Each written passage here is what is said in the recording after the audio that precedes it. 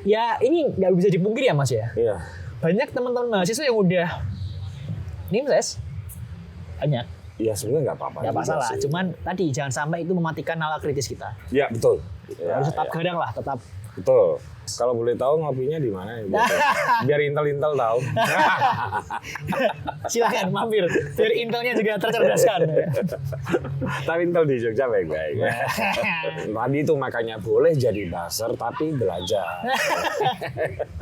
Mungkin ada kayak perlu ada fakultas buzzer atau jurusan buzzer gitu. Biar kayak buzzer kita terliterasi lah. Terliterasi. Iya.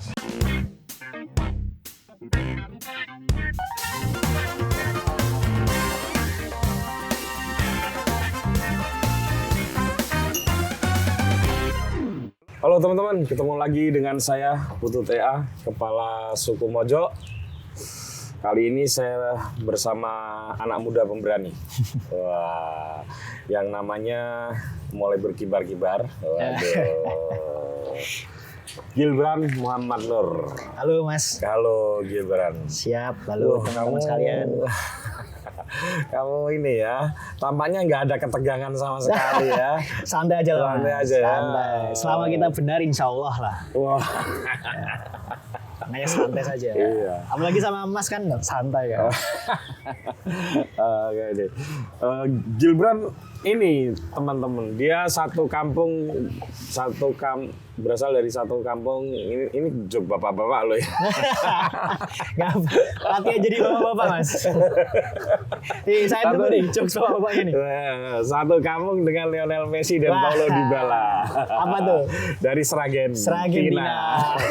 Lionel Messi ono ya.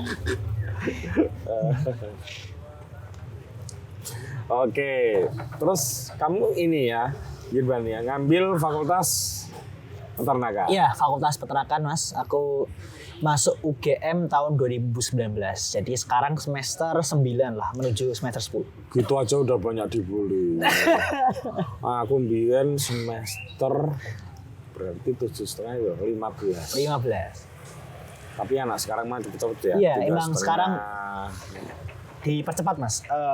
Emang di desain kemudian didorong untuk segera lulus dan segera mengabdi pada negara. Juga mungkin supaya nggak banyak aneh-aneh. Mungkin ya, mungkin kan.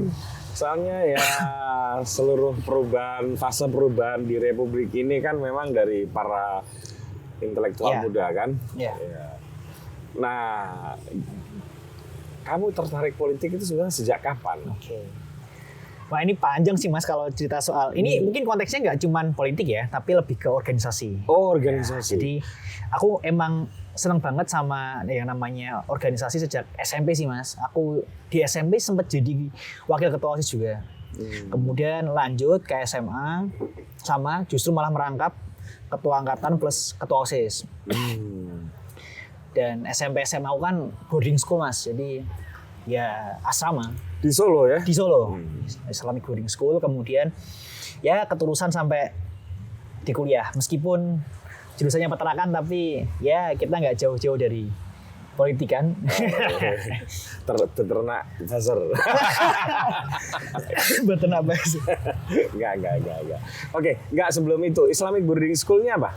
Majelis Tafsir Al-Qur'an Mas. Waduh. Namanya agak berat ya Mas. Berat banget. Jadi kamu bahasa Arab ngotot ya? Ya, dikit-dikit lah Mas. Cuman ketika masuk ke kuliah kan udah nggak ada lagi mata pelajaran bahasa Arab kan, jadi udah agak sedikit lupa lah. Kosakata bahasa Arab. Emang suka berorganisasi? Emang suka berorganisasi. Kenapa dulu memilih fakultas peternakan? Sebenarnya gini sih Mas, aku awalnya cita-citanya mau jadi dokter sebenarnya. Mau ngambil jurusan kedokteran di UNS karena pertama pertimbangannya kenapa dulu cita-citanya pengen masuk ke UNS kedokteran lagi karena aku di SMA itu jadi tim Olimpiade biologi. No, dia berprestasi loh. Berprestasi tapi dibully prestasinya. Wah, nggak tahu prestasi dia waktu SMA. Tingkat internasional udah. Enggak, cuma nasional doang. Di SMA itu sempat memenangi beberapa kejuaraan biologi di UNS. 3 atau 4 kali lah menang di UNS. Nah, oleh karena itu orang tuaku awalnya nyaranin, ya udah sekalian aja deh ambil kedokteran di UNS gitu kan. Cuman beranjak ke kelas 12 mulai berubah tuh Mas, saran dari keluarga. Aku ini generasi tua ya. Kelas 12 itu kelas 3 SMA. Kelas 3 SMA. Nah, kok kelas apa? Yang aku 13 sih, Sal. 13. Aduh. Nah, masuk kelas 3 SMA, orang tua nyaranin masuk ke peternakan. Kenapa? Atau ke pangan ya, Mas? Karena orang tua melihat sektor yang nggak akan mati itu ya sektor yang kaitannya sama makanan. Itu pertanian, perikanan, peternakan gitu kan. Setuju. Nah, terus mulai tuh nyari-nyari kira-kira selain kira-kira kampusnya mana nih? Kenapa peternakan? Karena banyak kan ada daging, telur, susu. Ya itu semua dari peternakan semua. Nah, kemudian kepilih, nyari. Ada beberapa opsi sih Mas, IPB, UNS, UGM. Nah, keterimanya di UGM.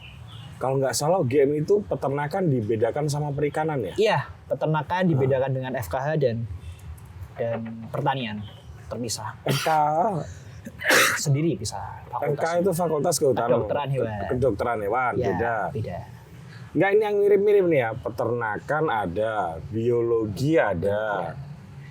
Kalau kehutanan pasti beda lah. Terus perikanan beda nggak? Perikanan masuknya Fakultas Pertanian Mas di UGM. Oh, maksudnya Fakultas Fakultas Pertanian. Oh, oke.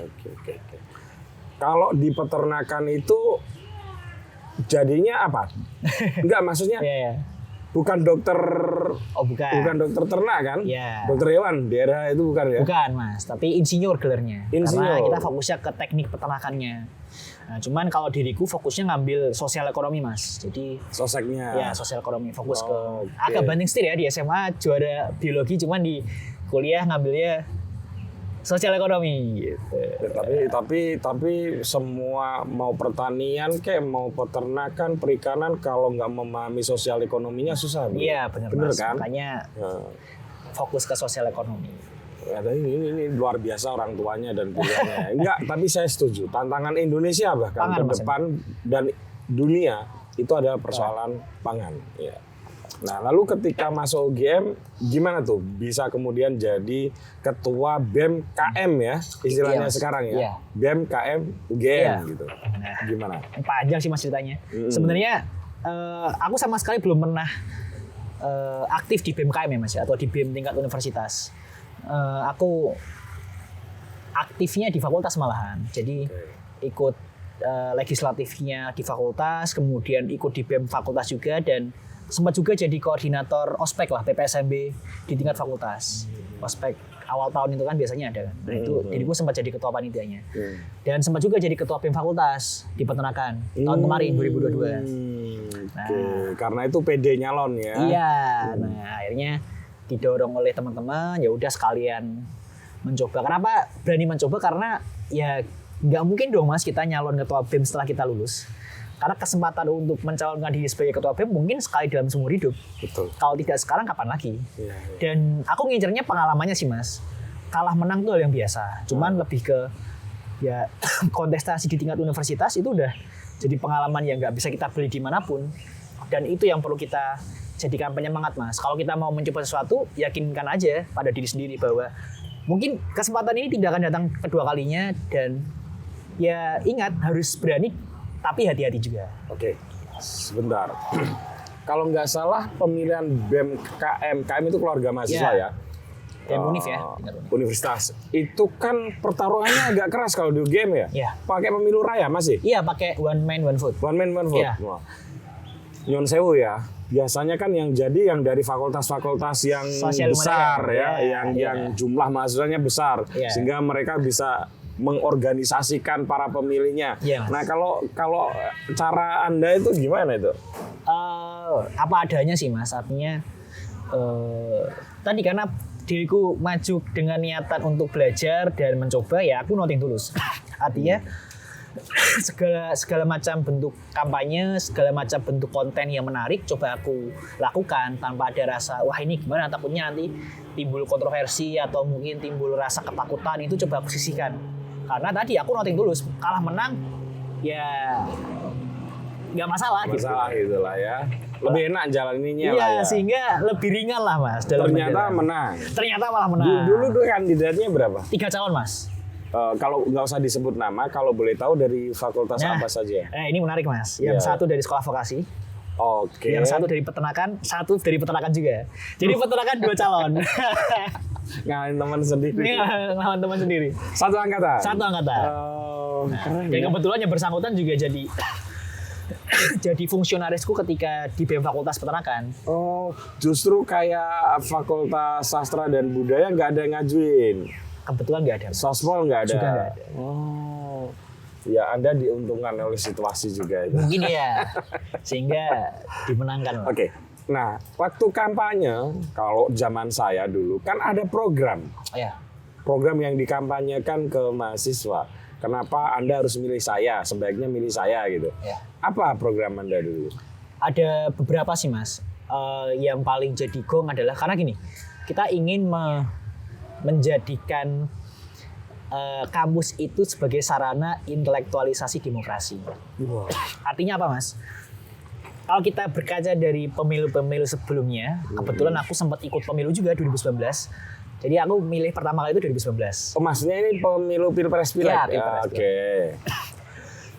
Saat itu aku sadar betul Mas, kayaknya kok pemilu di Indonesia itu jauh banget dari kata intelektual. Banyak banget baliho besar tapi gagasannya kecil. Ya kan Mas? Nah, ininya banyak tuh calon-calon yang memaparkan berbagai macam pose, mulai sekarang dari juga masih. Ya, kepalan tangan nasionalis sampai ragam busana Islami semua dipaparkan ya.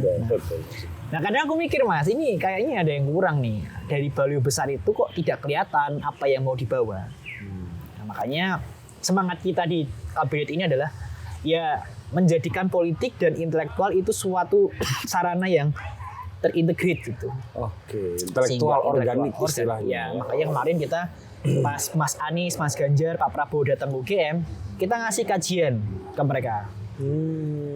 Pas debat baca pres, pas mereka belum jadi capres ya. Iya. Kita ngasih kajian langsung ke mereka. Yang sama Mbak Najwa ya. Iya, Mbak Nana. Kebetulan saya jadi panelisnya Pak Prabowo saat itu. Oh iya. Tapi keren loh itu. Malah mengangkat pamornya Pak Prabowo. Yang emang ya. Emang Pak Prabowo keren berarti ya. Enggak, no comment. Ya kan kita masih ngomongin Pak Prabowo, belum Mas Gibran. No comment. Nah itu Mas, jadi kemudian kemarin kita sempat bikin juga debat tim pemenangan. Jadi kita ngundang dari ketiga tim pemenangan untuk debat tanggal 16 kemarin, 16 Desember. Oh, barusan 2 hari yang lalu. Ada yang mau datang? Banyak. Ketiga tim pemenangan datang. Mas Arif Rashid, Mas yang 2 saya lupa. Ya, datang semua. Di mana kalau boleh tahu? Di Filsafat Mas. Aduh, kampus sekolah lagi. Iya. Kapan-kapan kerjasama dong sama Mojo. Boleh. Boleh. Yang dapat exposure yang lebih besar. Boleh Mas, gas. Iya, gas. Nah itu kan, jadi kita ingin memberikan itu Mas semangat untuk menggeser paradigma bahwa ya politik itu harus dekat dengan intelektual. Kampus itu jangan cuma jadi sarana menara gading yang isinya profesor, isinya mahasiswa, cuma tidak berdampak langsung pada politik gitu. Kita harus mau menjadi sarana screening para calon pemimpin ini. Screening pemikiran, screening gagasan, biar ya outputnya adalah pemimpin-pemimpin yang tidak cuma jago jogging, jago joget, jago selepet sarung, tapi juga jago menganalisis masalah, kemudian memberikan solusi. Keren sih, keren. Gitu. Karena kan ada upaya untuk menyeterilkan kampus dari persoalan politik. Justru menurut saya kampus nggak boleh steril dari politik. Setuju nggak? Setuju Mas. Jadi ya, netral dan objektif itu dua hal yang berbeda Mas. Kritis dan berpihak itu apatis dan objektif itu dua hal yang berbeda. Karena gini, kadang orang-orang merasa ya kampus harus steril, harus dijauhkan dari politik. Itu wujud apatisme politik menurut saya. Kampus jangan apatis, tapi sebagai entitas yang dia objektif dan tetap netral, tapi tetap menjalankan fungsinya sebagai kontrol sosial. Kampusnya yang netral. Tapi mahasiswanya boleh berpihak ya kan. Boleh. Ya, kan itu hak mereka kan. Benar Mas. Nah, Dan itu yang menjadi menjaga sikap kritis inilah yang paling penting. Benar, karena ya tadi Mas, ya ini nggak bisa dipungkiri ya Mas ya. Iya. Banyak teman-teman mahasiswa yang udah NIMSES banyak. Ya sebenarnya nggak apa-apa. Nggak masalah. Cuman tadi jangan sampai itu mematikan nalar kritis kita. Ya betul. Ya, harus tetap gadang lah, tetap. Betul. Nah problemnya kan kampus diminta untuk kritis, tapi diam-diam aparatus kampus itu berpihak. Ya mungkin ya. Bukan mungkin, ini kayaknya seluruh Indonesia udah tahu. Mas Putu ini suka menggiring-giring. Nah, tadi ada perubahan nih dari mulai berorganisasi menjadi ada kecondongan untuk lebih kritis melihat politik. Ya. Itu apa tuh fasenya? Terutama ketika aku jadi ketua BEM Univ ya Mas ya, di BEM UGM ya awal-awal, karena mengingat aku adalah mahasiswa yang nggak pernah ikut di BEM Univ sebelumnya. Dan aku bukanlah orang yang datang dari ranah sosum. Ya meskipun aku suka baca politik, cuman kan mau bagaimanapun juga secara keilmuan dan teoritis, aku ketinggalan dari teman-teman yang belajar di sosial humaniora kan. Oke. Akhirnya mau nggak mau aku harus nge-push diriku Mas di awal periode. Aku perbanyak baca buku, kemudian perbanyak baca up to date soal info-info atau berita-berita hukum, kemudian politik, agar khasanah keilmuanku meningkat. Karena modalnya untuk kita tajam dan kritis itu adalah amunisi kita Mas di kepala. Kalau kita kritis doang, tapi kita nggak punya amunisi, nggak punya suplemen yang meningkatkan khasanah keilmuan, nah itu susah. Keren. Makanya coba aku baca-baca buku politik. Oke, diskusi pasti internal ya. Iya. Di internal apa ngobrol sama teman-teman, ngopi itu kan kadang juga berimpact juga kan Mas. Kalau boleh tahu ngopinya di mana ya? Biar intel tahu. Silakan mampir, biar intelnya juga tercerdaskan. Tapi intel di Jogja baik-baik. Anda nggak ada ini kan, sejauh ini nggak ada intimidasi, represi. Paling mentok ya buzzer sih Mas. Cuman kemarin sempat ada oknum yang mengaku Intel ya. Aku nggak tahu itu mereka Intel beneran atau enggak. Cuman oknum yang mengaku Intel dan mendatangi fakultas untuk minta biodata. Cuman alhamdulillah dari dekana tidak memberikan dan kurasa itu enggak tidak menjadi ancaman yang serius sih Mas. Tapi kalau buzzer yang menyerang Anda itu menurut saya buzzer lucu. Kenapa tuh misalnya, Mas? Kuliah disuruh cepat kuliah, kan nasihat. Ya, cepat selesai maksudnya. Ya pasti diselesain lah. Kan gampang dijawab ya. Ya insya Allah. Terus apa lagi ya yang aku ingat IPK. Ya, katanya 2,2 katanya. Iya padahal 3,7. Cuman kan saya nggak mungkin balesin nggak usah dibalesin. Iya kan. Kayak punya waktu luang aja. Kan? Cuman lucu-lucu saya baca. Ya, lucu-lucu. Maksudnya boleh jadi buzzer tapi jangan tolol. Ya, gitu loh. Ini buzzer dengerin nih. Mewakili suara saya ini ya. Boleh jadi buzzer tapi jangan tolol. Karena buzzer itu kan hal yang nggak bisa kita kontrol. Bukan hanya kita kontrol. Peradaban memang dewasa ini memang membuat ada entitas namanya buzzer gitu loh. Tapi tolong dong kalau jadi buzzer yang cerdas gitu loh. Masa nggak pakai riset terus berisi nasihat yang ya nasihatnya semalam juga lucu Mas. Aku kan dapat kabar tuh, aku katanya di TikTok ramai aku dapat kabar di drop out. Mana mungkin di drop out kan Mas? Ini predikatku masih kumlot 3,7 lah, 3,69. Nggak mungkin dong di drop out itu. Kemudian kemarin malah justru dari rektorat yang mengkonfirmasi ke diriku. Mas tolong diklarifikasi ke publik bahwa Mas Gibran tidak di drop out. Ya ini klarifikasi juga. Klarifikasi kalian ya. IPK-nya 3,7 bro. IPK saya 2,62. Jauh. Itu aja 3,6 sekian lah Mas. 3,6 sekian. Iya, di atas 3,3 itu menurut saya sudah kategori cerdas. Di atas 3,5 itu excellent. Oke. Nah, sekarang begini. Anda kan mengamati pernah 3 kandidat presiden ke sini, terus juga ikut program men-challenge program-program mereka waktu tanggal 16 kemarin. Apa yang Anda lihat dari ketiga paslon ini? Oke. Aku merasa gini sih Mas, masih banyak gini, aku selalu percaya bahwa setiap politisi itu punya niatan baik. Ya, aku mengutip dari apa katanya Ramlan Surbakti ya dalam bukunya yang berjudul Memahami Ilmu Politik. Itu kan ada teori yang mengatakan bahwa ya namanya politisi itu mesti punya niatan baik atau negara punya niatan baik untuk mensejahterakan rakyatnya. Nah, tergantung implementasinya Mas sekarang. Nah, persoalannya sekarang adalah misal pendidikan deh. Konteksnya cukup pendidikan ya. Misal ada kemarin sempat Mas Anies bikin program gratis sekolah, kemudian Mas Ganjar bikin satu keluarga miskin minimal satu sarjana. Sedangkan Pak Prabowo dan Mas Gibran punya ide buat memberikan susu gratis dan makan siang kepada ibu hamil yang setiap harinya menganggarkan 1 triliun. Betul. Mas Anies kalau nggak salah habis 450 triliun ya kalau nggak salah. Mas Anies programnya yang sekolah gratis itu. Baru aja tadi sebelum kesini diriku baca tulisannya Tempo yang kaitannya sama menelisik kurang realistisnya program kerja mereka dalam konteks pendidikan ketiga calon ini. Ketika dilihat dari postur anggaran. Iya. Iya, memang nggak masuk. Karena gini, kalau kritiknya yang kukutip dari Tempo itu adalah masalahnya sekarang bukan soal proker atau infrastruktur ya, tapi lebih ke kurang adanya cetak biru atau blueprint pendidikan selama ini. Katakanlah misal kita kan sering kan Mas, setiap ganti menteri ganti kurikulum. Setiap ganti kebijakan, setiap ganti rezim ganti kebijakan. Nah, itu kan yang justru membuat peta jalan pendidikan kita itu kurang terstruktur Mas. Betul.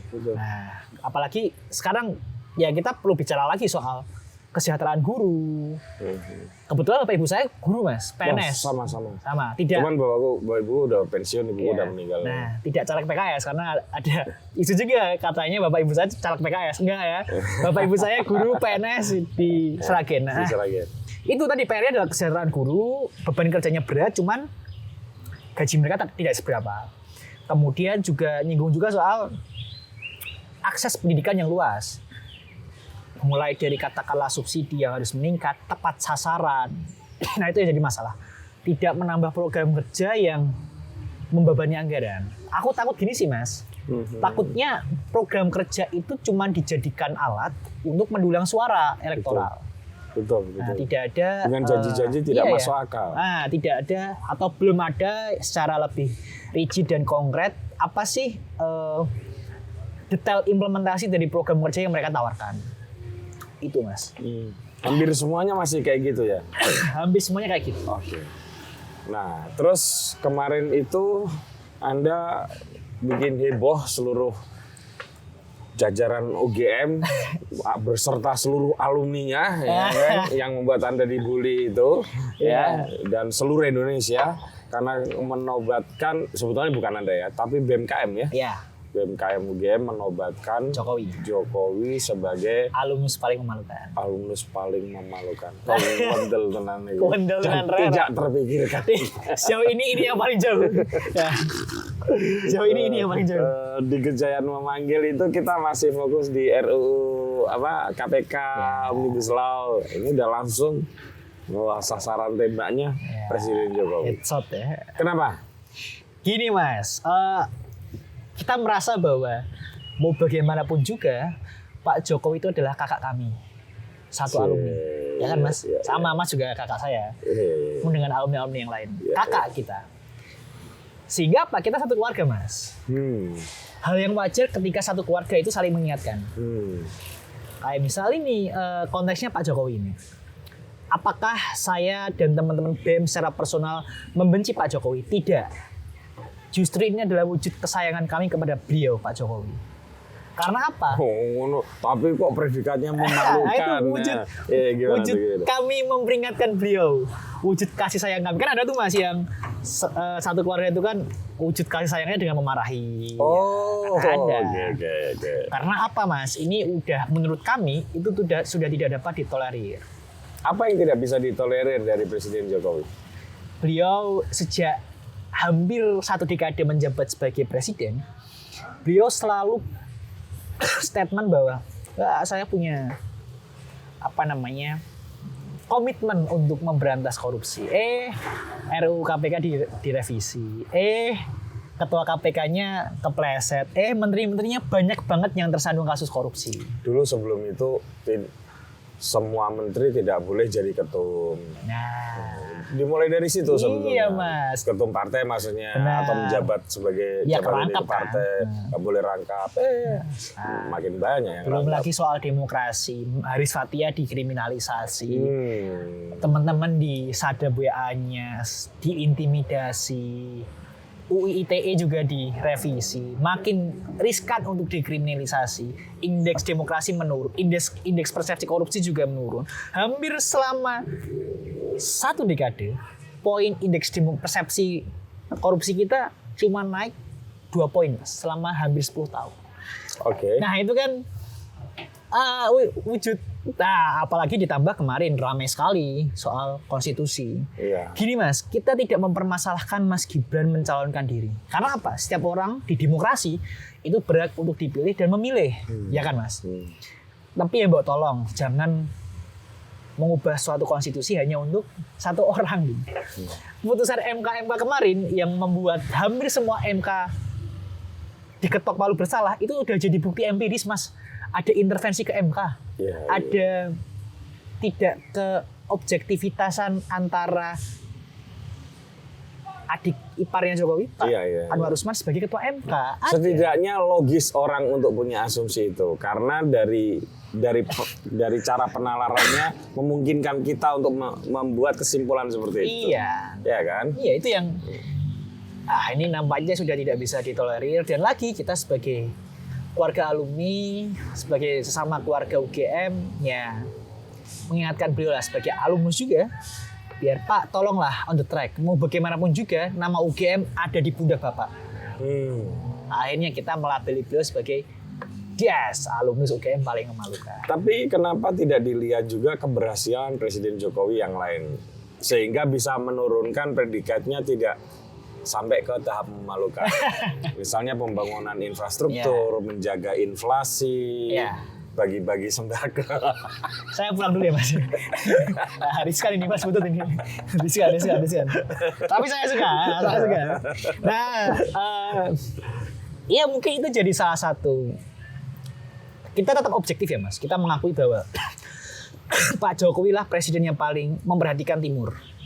Pak Jokowi lah yang paling memperhatikan infrastruktur meskipun utang ke China, kemudian bikin kereta cepat yang rencana mau bikin kereta cepat Jakarta Surabaya yang per kilometernya harganya 1 triliun.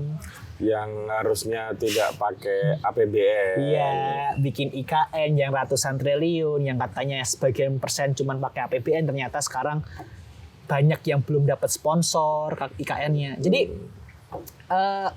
ya tentu setiap pemimpin punya plus minus. Dan ini adalah wujud kami untuk memberikan kritik kepada beliau. Kita tidak menafikan, Pak Jokowi keren kok dalam konteks pembangunan infrastruktur. Keren kok dalam katakanlah ya pembangunan infrastruktur ya yang paling kelihatan. Tapi kita coba menelisik yang lain, HAM. Bahkan kalau kita menelisik HAM ya, beliau kan sempat bikin tim penyelesaian kasus HAM tanpa jalur judisial. Jadi lewat jalur tanpa meja hijau Mas. Jadi ya tidak lewat jalur yang sesuai dengan hukum kan, kasihan keluarga korban yang jadi korban HAM kan. Nah jadi itu kan akan selalu menjadi perdebatan. Tapi sekali lagi UGM tidak pernah menafikan bahwa Pak Jokowi juga punya prestasi. Nah, tapi kita juga objektif Mas. Kita objektif dan sekali lagi kita bukan agenda yang partisan. Oke. Gitu Mas. Nah begini. Gibran ya, ini kan ada 3 pasangan calon presiden, calon wakil presiden. dari ketiga calon itu ada 2 yang berhubungan dengan UGM. Yang satu Pak Ganjar Pranowo, alumnus Fakultas Hukum UGM. Iya. Satu Mas Anies Baswedan, alumnus Fakultas Ekonomi UGM. Ya. Satu lagi Gus Muhaimin Iskandar, alumnus Visipol UGM. Pak Mahfud juga alumni FIP. Oh 4 dia. Iya, Pak. Cuma Pak Mahfud itu, S1. oh ya benar, S1-nya dia 2 kali dia. Iya, dia dua sarjana. Iya, Mas. Sarjana hukum di UII dan sarjana sastra Arab di UGM. Ya. Betul, Anda mengingatkan itu. Ingat. Karena yang saya ingat adalah master beliau soalnya Ya. di sini. Iya.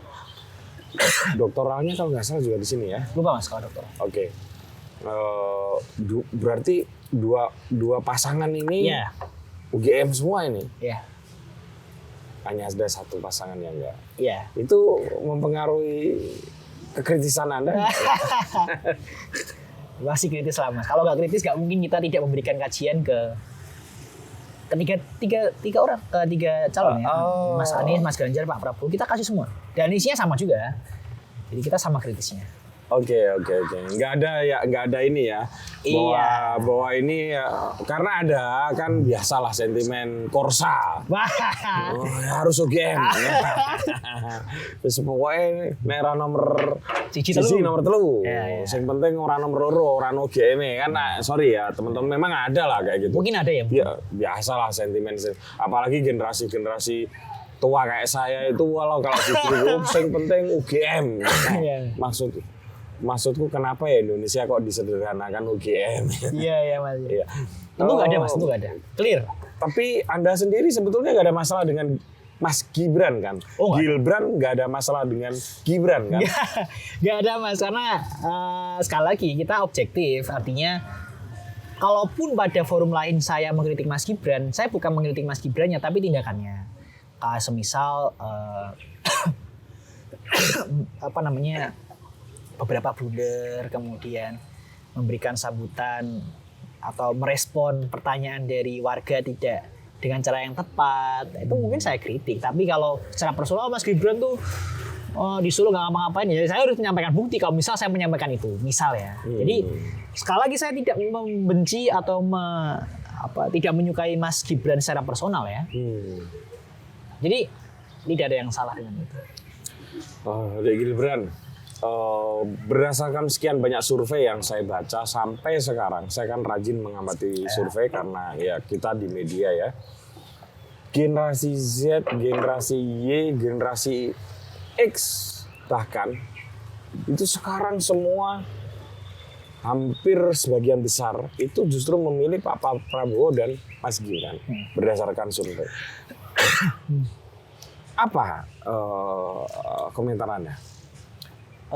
Ini pandangan subjektif ya Mas ya. Nggak apa-apa. Jadi tidak mewakili lembaga dan ini adalah pendapatku sebagai seorang Gibran. Iya. Mau saya terangkan ya kan Mas.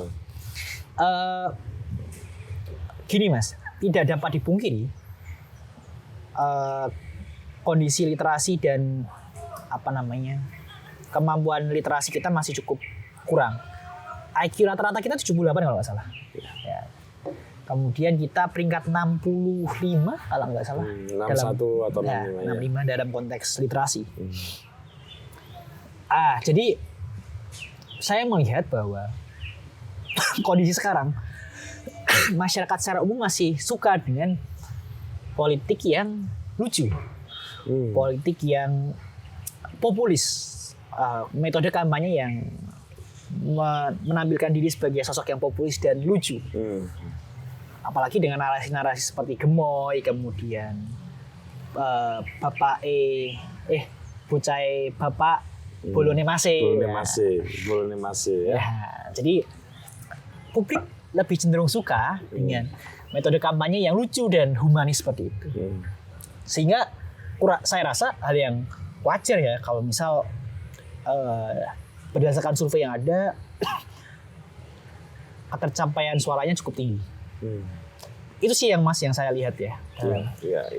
Dalam konteks pemilu 2024. Kalau plus minusnya ini, menurut Anda setiap masing-masing calon itu menurut Anda apa?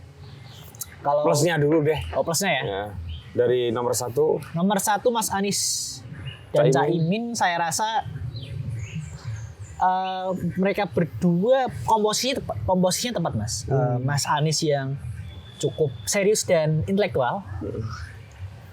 Ya beliau lulusan US, kemudian sempat jadi rektor juga kan, menteri juga. Nah ada figur Caimin yang jenaka.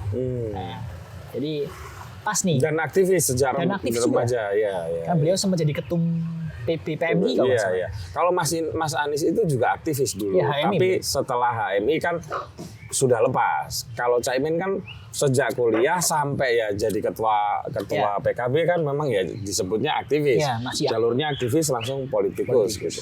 Nah, kalau Pak Prabowo dan Mas Gibran minusnya adalah plusnya dulu dong. Oh plusnya ya, plusnya.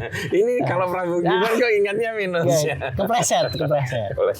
Kalau Pak Prabowo dan Mas Gibran itu saya rasa metode kampanye sangat populis.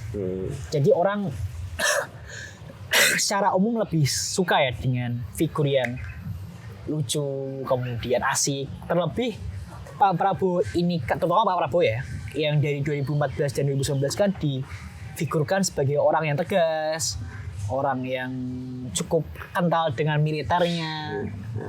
Ke 2024 ini beliau coba untuk menambal itu dengan cara yang lebih soft, lebih jenaka gitu. Itu plusnya ya. Plusnya Mas Ganjar, Pak Mahfud. Ini saya rasa juga perwujudan yang unik ya Mas ya. Mas Ganjar itu dia emang tokoh nasionalis, backgroundnya sebagai politisi PDIP ya. Iya. Itu juga dari mahasiswa GMNI ya. Prof Mahfud yang kalau kata Gus Dur peluru yang tidak bisa dikendalikan. Artinya ya terobos apapun selama benar terobos sikat terus. Dan beliau kan lahir dari rahim NU kan, Nadlin juga beliau. Sehingga kombinasi yang pas lah. Nah itu plusnya. Kalau minusnya Mas Anies dan Caimin, saya rasa metode kampanyenya kurang terpopuliskan. Ya meskipun udah ada Caimin di situ ya. Karena figurnya Mas Anies itu kurang bisa dipahami masyarakat bawah ya. Iya, sangat intelektual. Jadi mungkin akar rumput tidak semuanya bisa memahami dan mengerti apa yang dimaksud oleh Mas Anies. Iya, betul. Kalau Pak Prabowo minusnya adalah tadi saya melihat kemasannya cukup menarik, cuman kurang ada isi dalam kemasan itu. Andai kalau semisal saya yakin Pak Prabowo dan Mas Gibran ada isinya kan, ada substansinya. Cuman harus dimasukkan dalam gimmick-gimmick itu. Kalau joget gemoy harus ada substansinya. Misal joget gemoy sambil kayak menyampaikan kosakata poin, misal Indonesia cerdas dengan apa misal. Itu akan lebih menarik. Kalau Mas Ganjar, Prof Mahfud itu saya rasa minusnya ada di ini sekaligus aneh Mas ya. Jadi kebimbangan saya. Mas Ganjar ini mau membawa narasi perubahan atau keberlanjutan? Persis. Nah, ini kan nanggung ya Mas Ganjar ini sama Pak Prof Mahfud. Kalau Mas Anies jelas ya perubahan. Pak Prabowo keberlanjutan. Nah kalau Mas Ganjar ini apa ini? Fokusnya kemana nih? Keberlanjutan atau perubahan? Nah, saya kira positioning yang nggak jelas itulah yang membuat elektabilitasnya makin hari makin menurun. Itu resiko dari ketidakjelasan. Orang nggak jelas itu memang punya resiko kayak gitu. Ya itu mungkin salah satu salah satu minus dari ketiga calon. Saya rasa udah imbang lah ya. Jadi karena narasi di luar sana kan ini Mas Gibran ini sangat membenci Pak Prabowo, padahal objektif aja. Dan dia yang diserang bukan calon loh. Ini saya ingatkan teman-teman ya, Gibran ini dan kawan-kawannya di BMKM UGM itu tidak menyerang paslon. Bahkan memfasilitasi. Yang dia dan kawan-kawannya serang adalah Presiden Jokowi. Ya, itu beda loh ya. Beda dua hal yang meskipun anaknya Pak Jokowi nyalon ya. Tapi kan urusannya dengan Presiden Jokowi. Ini yang perlu dipahamkan gitu. Ya, gitu kan. Nah, supaya tadi itu seolah-olah BMKM UGM sudah terinfiltrasi untuk membenci Prabowo. Enggak. Ya, saya juga melihatnya ini orang-orang salah nih mikirnya gitu. Jadi ya biasa. Tadi itu makanya boleh jadi buzzer tapi belajar. Mungkin perlu ada fakultas buzzer atau jurusan buzzer gitu, Mas. Biar kayak buzzer kita terliterasi lah. Terliterasi. Iya. Nah, tadi Anda bilang ada semacam paper atau hasil analisis atau hasil kajian. Kalau boleh tahu apa isinya? Yang diberikan ke ini kan penting nih disampaikan ke publik. Di kajian itu kita membahas banyak aspek, Mas. Kayak misal lingkungan, kemudian pendidikan, ekonomi, berbagai macam sektor. Nah, isi kajian itu tidak hanya sebatas mengkritisi kayak misal, oh ini pendidikannya mahal, oh ini lingkungannya rusak, enggak. Tapi kita lebih ke memberikan perspektif kita sebagai anak muda, sekaligus memberikan masukan barangkali kalau ada. Nah itu yang jadi isinya ya, Mas ya.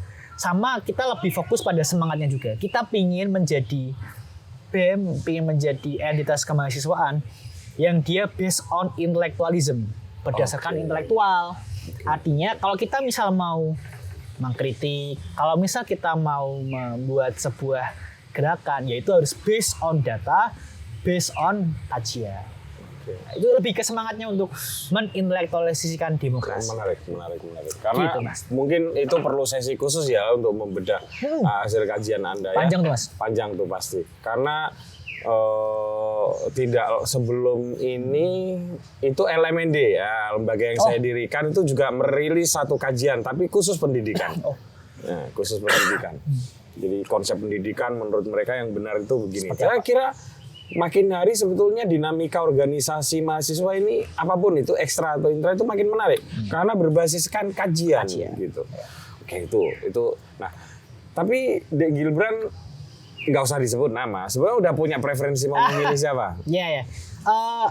Aku nunggu nunggu sampai debat terakhir. Wah, keren. Karena debat kemarin seru, cuman saya belum nonton full, itu yang pertama. Yang kedua, saya belum mendalami visi misi lebih dalam banget. Karena visi misinya banyak tuh, Mas. Iya. Dan ya masih perlu banyak belajar lah. Jadi belum bisa menentukan pilihan sama sekali.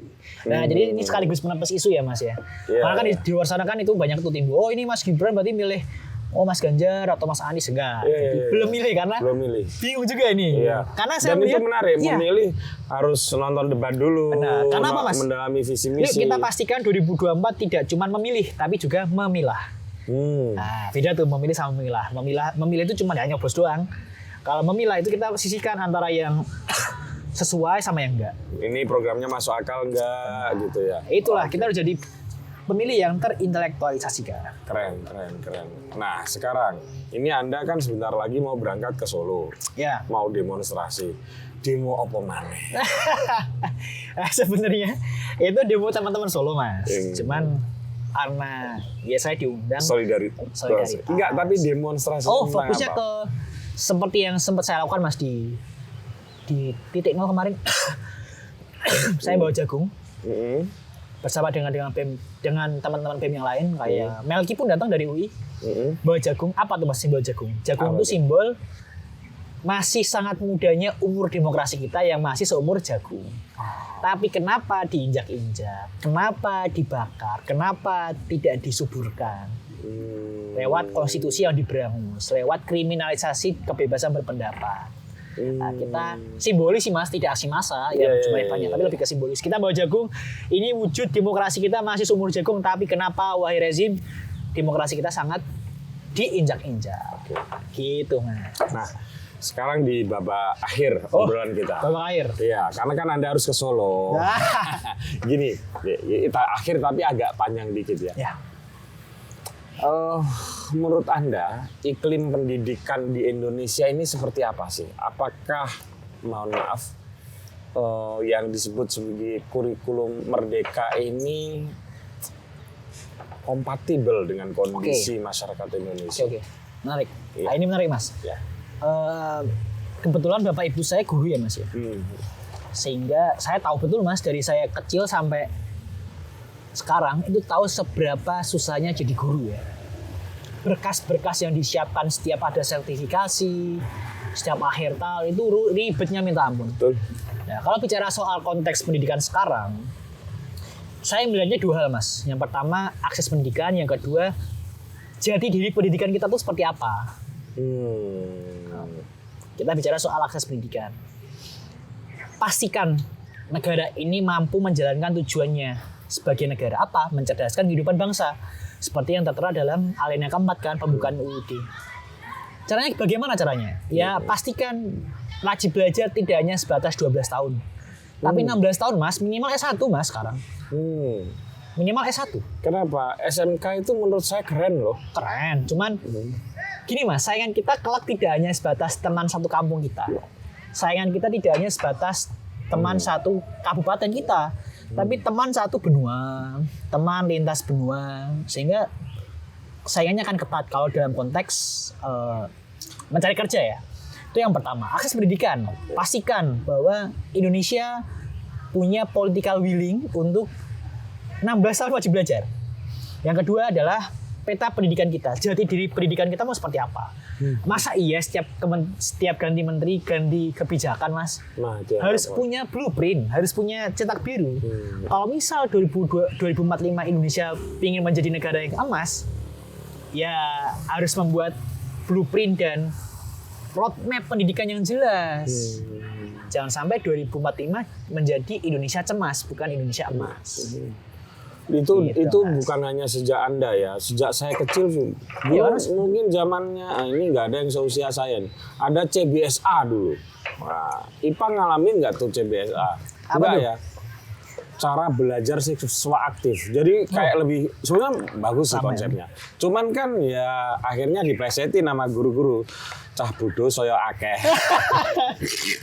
Nah, nanti apalagi berubah lagi. Wah, termasuk konsepsinya link and match kita Nah, itu link and match gitu ya. Dan lain-lain. Sekarang ada kampus Merdeka. Secara filosofi sebetulnya saya setuju. Kampus Merdeka ini. Cuma implementasinya ya saya rasa itu problem kita kan bukan hanya konsep kan. Ya. Problem kita itu kan sebenarnya bukan hanya konsep. Problem kita adalah juga mengimplementasikan konsep itu. Tekniknya seperti apa? Iya. Nah, kalau sekarang ini di problem pendidikan ya, mahal nggak sih? mahal. Kayak misal kayak saya, ya ini sekalian ya membandingkan. Bapak ibu saya guru PNS. Saya dapat UKT golongan 7. Kalau UKT golongan 7 itu berarti UKT golongan tertinggi nomor 2. Karena UKT itu kalau boleh tahu uang kuliah tunggal. Oleh uang Setiap semester ya. Oke. Nah, itu golongan 7. Ya. Golongan 1 itu rendah. Paling rendah. Oke. Nah, saya golongan 7 dapat berapa? 10 juta Mas per semester. 10 juta. Peternakan. Peternakan emang paling salah satu fakultas yang tergolong murah. Berarti kalau kayak kedokteran, ekonomi lebih dari itu. Saya sempat ngobrol sama teman-teman kedokteran. Mereka dapat UKT 26 juta. Mana mungkin Mas teman-teman yang ada dari desa perifer, desa pinggiran bisa kuliah kalau UKT-nya kayak gitu. Dan ini ada di universitas yang mendaku sebagai universitas kerakyatan. Itulah, kita bisa bayangin di universitas yang tidak mendaku universitas kerakyatan. Iya. Cukup ironis sih Mas. Cuman ini wujud berarti negara sudah mulai melepaskan tangan dari kewajiban mereka untuk mencerdaskan kehidupan bangsa. Iya. Itu semenjak reformasi sebetulnya kan? Iya. Setelah reformasi kan salah satu yang BHMN kan? Iya betul. Itu agak ironis karena di zaman saya walaupun ada upaya menetralisir kampus dengan NKK BKK ya mungkin Anda juga sudah belajar, tapi tanggung jawab negara terhadap pendidikan betul-betul diseriusi. Dia uang SPP saya itu Rp225.000 per semester. Itu yang humaniora. Teknik itu hanya beda 25.000. Oke lah, itu tahun 95, 20 sekian tahun yang lalu. Tapi kalau misalnya di kurs sekarang rasa-rasanya ya mungkin ya sejuta lah.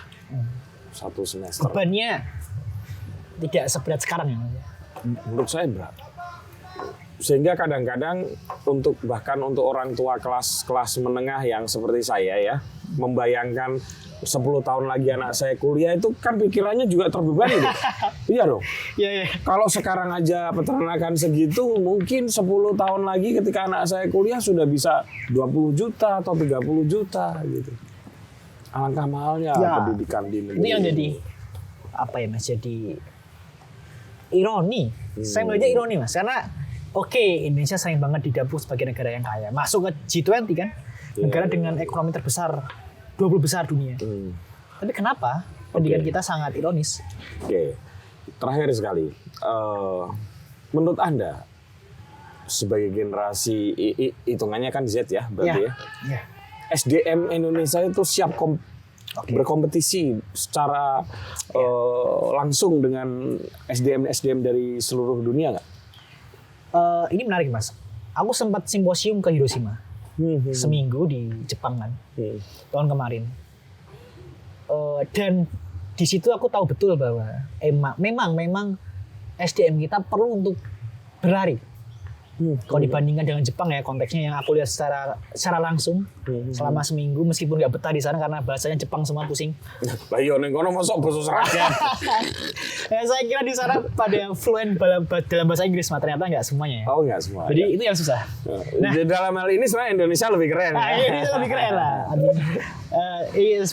Speak English little lah. Anyway, aku melihat secara langsung bahwa SDM kita emang perlu untuk mengejar ketertinggalan. Dari mana mengejarnya? Dari kebiasaan, dalam soal apa dulu? Kebiasaan. Oke. Misal, kalau ini menarik banget Mas. Di Jepang itu nggak ada kata telat.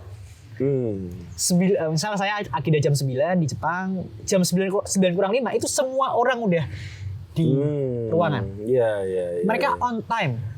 Ya, sehingga kata telat itu nggak ada. Nggak ada, sehingga apa? Semua efektif. Belajar ya efektif, kerja juga efektif, istirahat juga efektif. Sehingga apa yang mereka lakukan terstruktur dan hasilnya efektif. Kalau kita kan kerja 8 jam, yang 70%-nya ngobrol, 70%-nya sambil mabar, Mobile Legends misalnya. itu. Meskipun aku juga pernah melakukan itu, cuman setelah pulang dari Jepang saya merasa, wah ini kayaknya perlu ada perubahan nih Mas. Bukan dari bagaimana ya memang perlu ya Mas peningkatan gizi ya, tapi lebih ke minimal kita punya kebiasaan yang itu mewujudkan atau merepresentasikan kita sebagai individu yang jawara. Harus kerja keras, nggak mau instan. Ya kalau punya jabatan yang selesaikan, masa 2 tahun langsung pindah jabatan, misal. Kemudian jangan instan lah. Itu yang jadi. Ini saya kira keren ini. Karena dari tadi berarti kita bisa melihat perspektifnya De Gilbert ini menurut saya bagus. Dia dan kawan-kawannya, terutama dia yang karena saya wawancara, dia juga bisa melakukan self criticism. Iya. Dia ngerti kelemahan generasinya apa. Artinya nggak hanya sekadar keluar mengkritik Presiden Jokowi gitu. Oh, bagus itu. Nah, rencana setelah lulus mau jadi politikus atau jadi wali kota Solo nganggur loh mungkin. Nggak, maksudnya masih ada bolong. ada kemungkinan lah jadi. Iya, ada. Yang penting jangan lewat bahan paman ya Mas. Omset. Nggak apa ya. Saya tuh punya cita-cita lanjut S2 Mas. Sebenarnya kemarin sempat ada tawaran lanjut S2 ke Hiroshima. Cuman untuk mendalami peternakan lagi. Iya, cuman saya kan lebih ke rural development sih Mas, pengembangan pedesaan. Wah, itu bagus tuh. Cuman saya ingin ngambil visipol Mas, pengen ngambil manajemen. Udah mulai ini ketarik-tarik politik. Lebih ke Mas. Padahal ini development itu bagus banget loh. Karena tantangan desa di Indonesia itu sekarang nggak mudah. Nah, cuman skupnya kecil Mas. Nah, kalau ngambil visipol tapi konteksnya manajemen kebijakan publik. Jadi umum, jadi kebijakan publik dalam konteks peternakan. Karena gini Mas, saya melihat banyak banget kebijakan peternakan yang itu nggak pas. Nah, perlu nih ada orang peternakan yang mulai kebijakan. Nah, kalau kayak gitu ya berarti harus jadi politikus. Karena udah ngomong segini ya. Sorry ya, di sini juga ada kan. Ya. Ada banyak lah sekarang ini ya jurusan public policy S2 atau apa. Tesis mereka bagus-bagus, tapi tidak mungkin bisa terimplementasikan. Benar. Kenapa? Karena mereka bukan politikus. Iya, yang jadi politisi yang lain, lulusan kehutanan, lulusan peternakan. Gitu loh. Karena public policy itu akan berguna kalau mereka jadi politikus. Iya. Gitu loh. Atau jabatan eksekutif, mulai dari kepala desa, bupati, gubernur, itu keren itu kalau paham itu. Cuman saya tuh masih belum bisa move on Mas dari cita-cita menjadi dosen. Jadi saya tuh menjadi dosen itu keren, itu keren, Mas. keren. Jadi memang banyak yang ngasih saran bokap, kamu sekarang aja jadi politisi, jadi negarawan gitu. Cuman saya masih belum bisa move on dari cita-cita menjadi seorang dosen. Jadi dosen itu keren. Iya sih Mas ya. Karena kan Anda juga secara genealogi Bapak Ibu saya guru. Iya. Cita-cita Bapak Ibu saya juga anak saya jadi guru. Pengajar ya? Ya pengajar pokoknya. Yang entah nanti ya mundak sidik dulu guru SD mungkin pas saya guru SMP atau guru SMA syukur jadi dosen tapi nggak bisa dilalui. Tapi pada dasarnya di diri saya ini lebih seorang pengajar. Iya. Gitu. Dengan cara-cara lain lah, entah ngisi workshop, entah apa, cara berteman saya juga cara berteman yang paradigmanya adalah pengajaran gitu. Saya kira keren, makanya nggak salah kalau Mas Gibran juga jadinya politikus. Karena bapaknya presiden. Saya pulang dulu. Oke, tapi sebagai penutup, ya berarti sekalipun Anda mengkritik Presiden Jokowi, belum tentu Anda tidak memilih Pak Prabowo dan Mas Gibran ya? Belum tentu, tapi belum tentu, ya, kan? belum tentu ya, belum tentu. Oke.